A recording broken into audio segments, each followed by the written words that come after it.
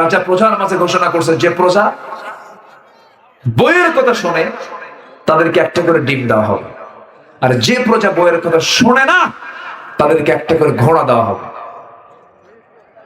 তো গোটা দেশে ফরমান জারি হলো, সকাল থেকে বিকেল পর্যন্ত বইয়ের কথা শোনে না এমন লোক খুঁজে পাওয়া যাচ্ছে না, সবাই একটা করে ডিম নিয়ে যাচ্ছে। বিকেলের দিকে এক পাবলিক এসে বলে, রাজামশাই জীবনে বইয়ের কথা শুনি নাই।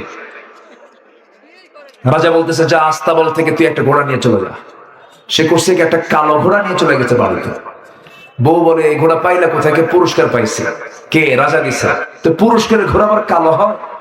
দেখুন কালার হলো লাল টকটকে একটা ঘোড়া নিয়ে এসে যাও। কি কথা কি বুঝতেছে?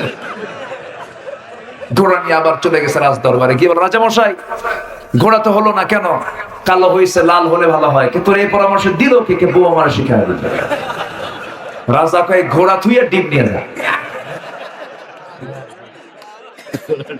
সন্ধ্যার পর রাজা নিজেই রাজ দরবারে ছেড়ে এখন অন্দরমহলে ঢুকছে।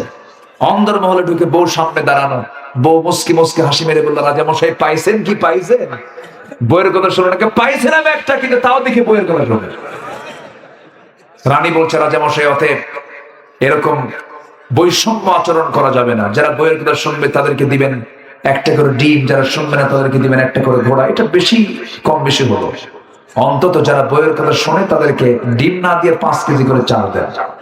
আচ্ছা ঠিক আছে, তোমার কথা আমি মানলাম। পরের দিন সকালবেলা মন্ত্রী পরিষদ বৈঠকে রাজামশাই বলে, শোনো, ডিম যাদেরকে দেওয়া হচ্ছে, যারা বইয়ের কথা শুনে, এদেরকে ডিম না দিয়া 5 কেজি করে চাল দেওয়া হোক। খাদ্যমন্ত্রী দাঁড়ায় বলে, রাজামশাই এই পরামর্শ আপনাকে দিল কে? বউ আমাকে শিখাই দিল।